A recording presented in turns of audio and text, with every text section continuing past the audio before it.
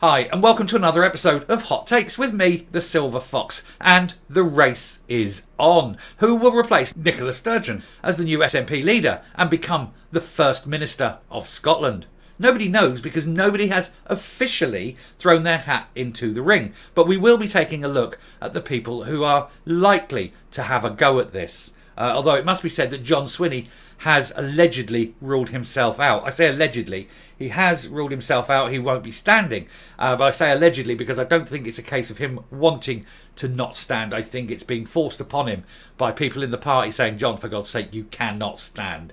But that is speculation on my part. But, you know, I think there's a ring of truth there. But anyway, we'll have a look at the other ones. But we do know, and I apologise in advance for the words that are going to come out of my mouth here. Even I cannot believe what I'm about to say. Whoever now becomes leader will be worse than Nicola Sturgeon. Yes, I know, it's astounding how a woman who made every wrong decision she could make, every opportunity she had to make a decision, she chose poorly. She went the wrong way. She was wrong on every major policy, and it cost her job. And she's the best the SNP have got. God help you all. Let's have a look at the runners and riders and we'll get the odds and see who is likely to end up running and ruining Scotland for the next few years. Let's go. Now, I must say that when you look at, say, the 6 potential people, you know, that first sort of spring up, they're a mixed bag, to say the least. They range from those who are toxic, those who are laden with baggage, those that are so inexperienced that any attempt will be laughable, but it won't stop them doing it.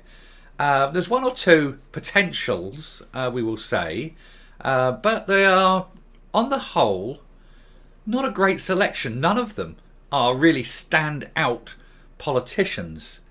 Some of them you've never possibly heard of. Some of them, and there's one in particular, in fact, must be delusional if they think they have any chance of becoming leader. But we will take a look at them, and we'll start straight up with Mr. John Swinney. Oh dearie me. So Swinney has been the Deputy First Minister of Scotland since 2014, so some 9 years now. So everything that's gone wrong has gone wrong on his watch.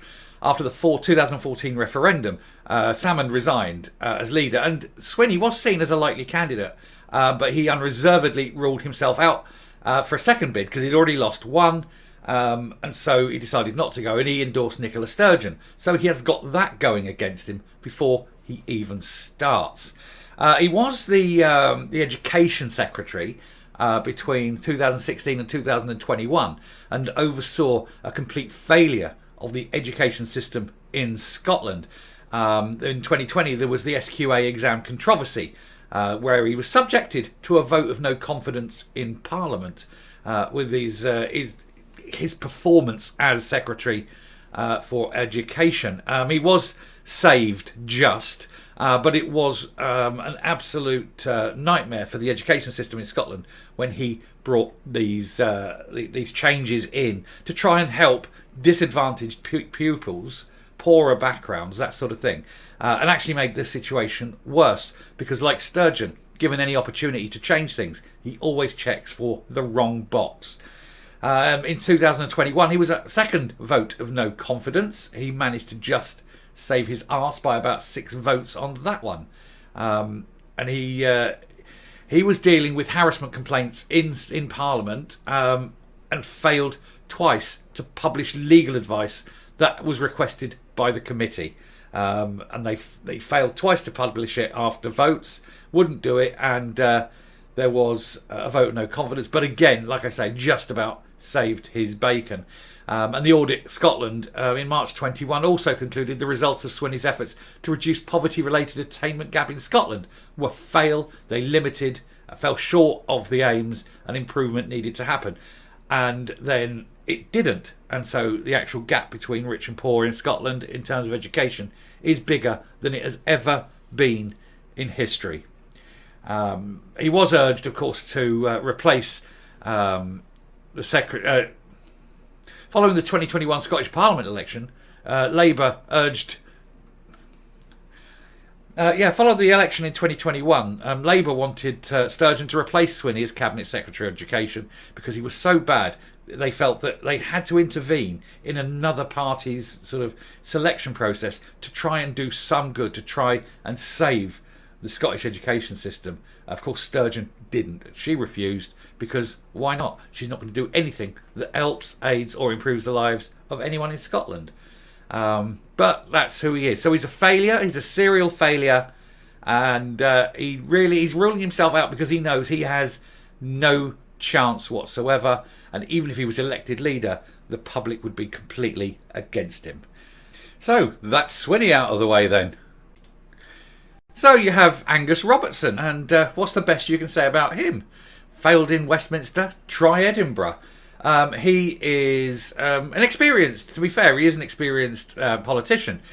He's not without controversy. In 2014, him and three of his SNP colleagues, cohort, they were criticised by the Scotsman and the Labour MPs after they missed a vote on the amendment to the bedroom tax law. And that would have exempted certain people in certain circumstances from having to pay this extra out of benefits, basically, for having more bedrooms than perhaps they required.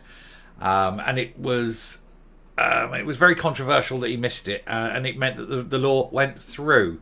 Joanna Cherry, she said that far from standing up from Scotland, the SNP have stayed at home and let Scotland down. But I'm sure the people of Scotland are used to that, because that seems to happen a lot as far as the SNP are concerned.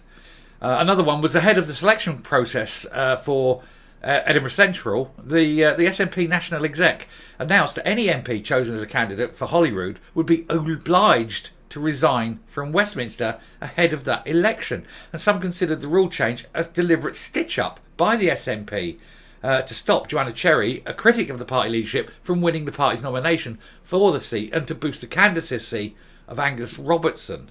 So what they're saying is you can't be MP in both, but you must resign from one before fighting the second one. And Angus Robertson was behind this. So he's not averse to underhand political machinations or anything. And Cherry dropped out of the contest, citing an unwillingness to make her staff unemployed in a pandemic.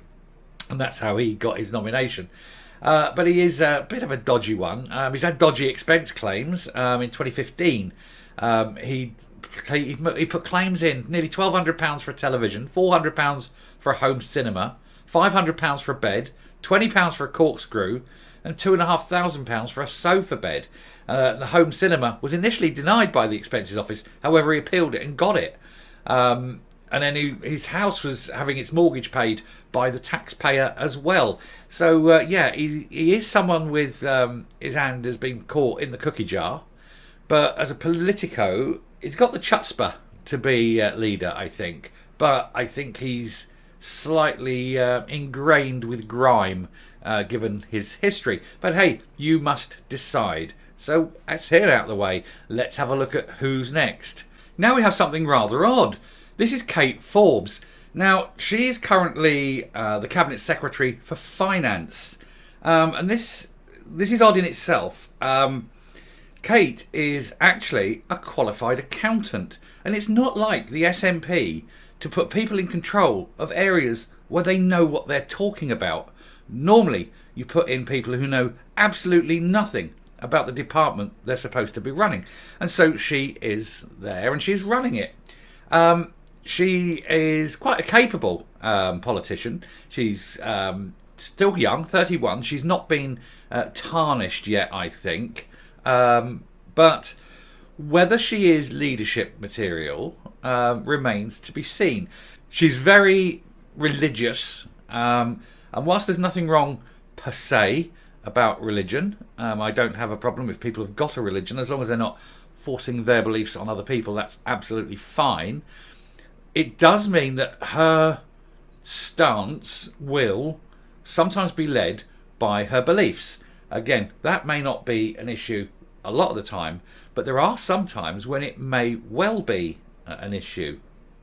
She's very, very anti-abortion, for example, which will grind with the majority who are actually pro-abortion, and certainly for a stance that it can be divisive. It's something that should be seen from history. That anything that you take a strong stance on a moral point of view, but which goes against the majority, can be divisive. So that's something they just need to take that into consideration. However, intelligent, yes. Can she do the job? Hard to say. But she is running a department.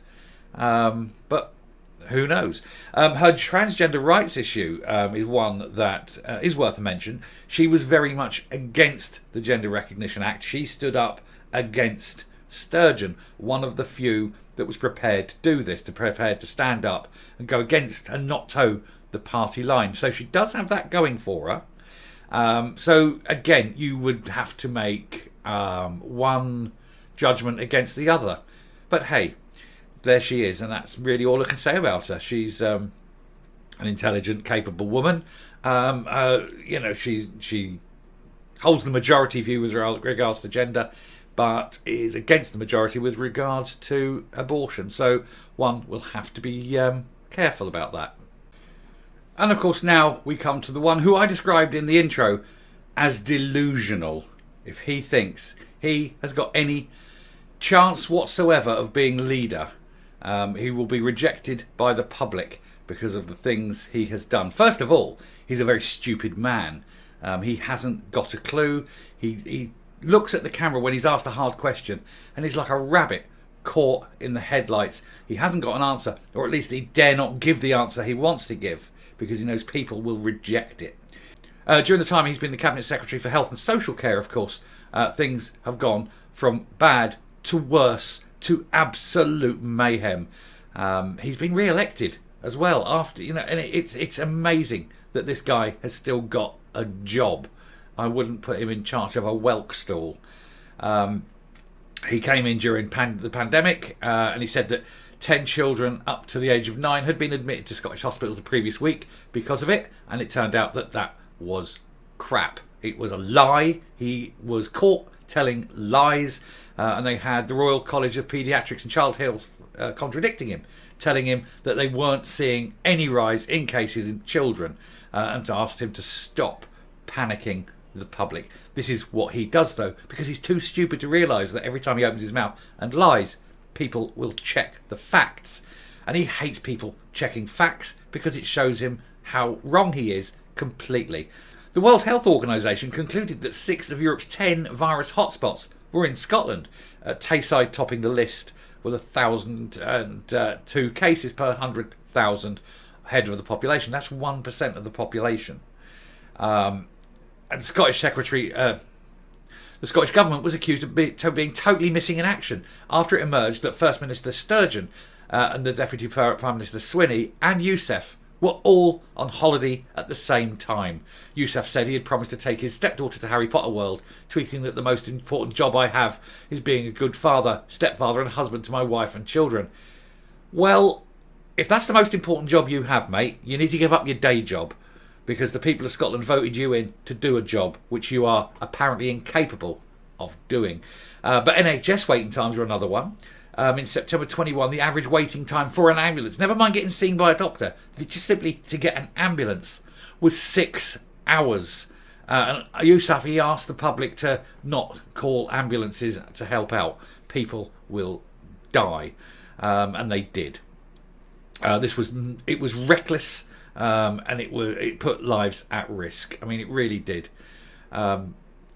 People were dying, waiting for their ambulances because this guy couldn't run his department, and he actually had, in the end, he had to get the army in. I mean, this is where he was. He had to call in the army because he couldn't do his job. Audit Scotland concluded that over 500 people died due to the delayed access to treatment. Thanks. That's what he is. That's what he does. He's also another dodgy one. He drives cars without being insured, has to go to court, pay his fine and his penalty, get his points, because he didn't have insurance on his car. That's exactly what kind of fella he is. So yeah, a delusional non-starter, I think, a lame horse in in this race. So we'll move on to the next one. Now here we have Joanna Cherry, I would describe her as the anti-Sturgeon. She has the same position. She wants independence for Scotland, but she is a realist.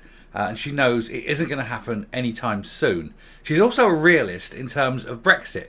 She stated that we've lost the battle and that Brexit is now an irreversible reality. So she has got the ability to see reality, to see the real world and know how to deal with that and to accept that which you cannot change.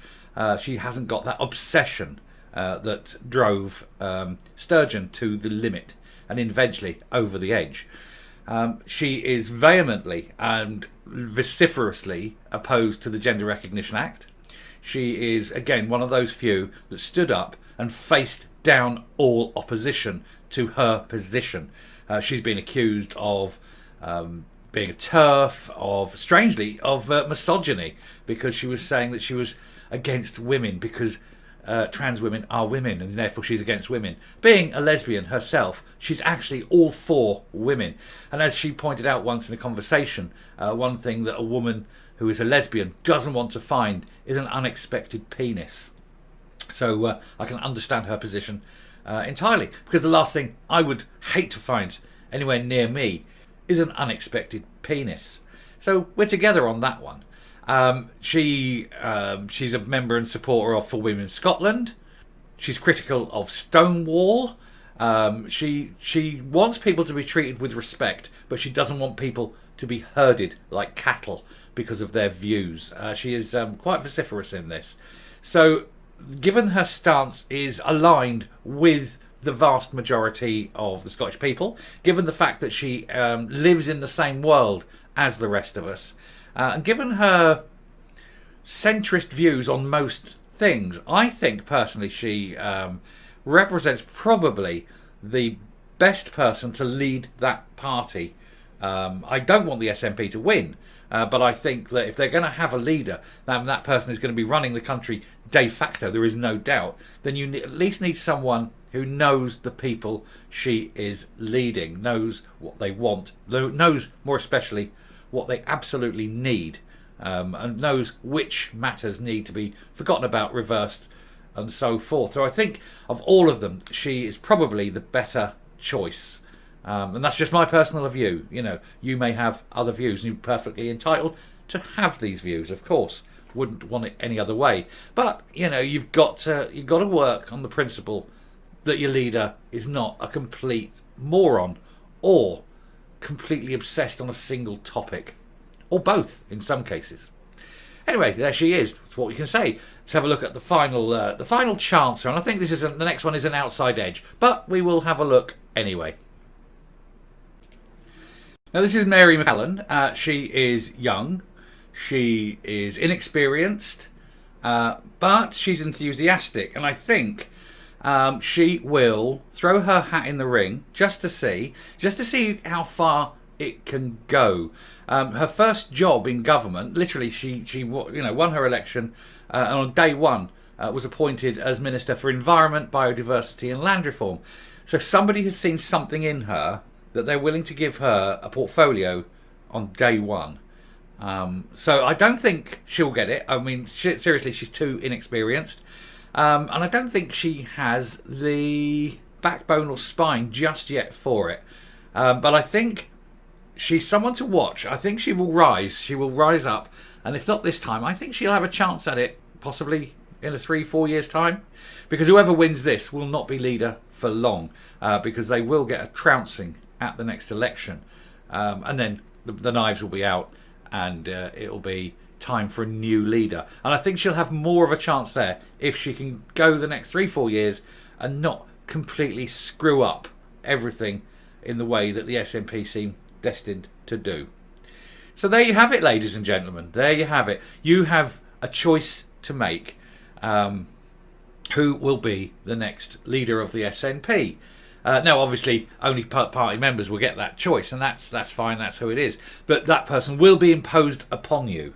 And they've always called, and the strange thing is, the SNP, when the Tories changed their leader, the SNP called for a new general election because otherwise they're having a prime minister imposed upon them with no democratic mandate. So I do hope that they follow their own advice and immediately upon changing and choosing one of these 6 weird people, they do call an election, and let's see if they put their money where their mouths are. But anyway, I'm just going to come up and we will finish off this video.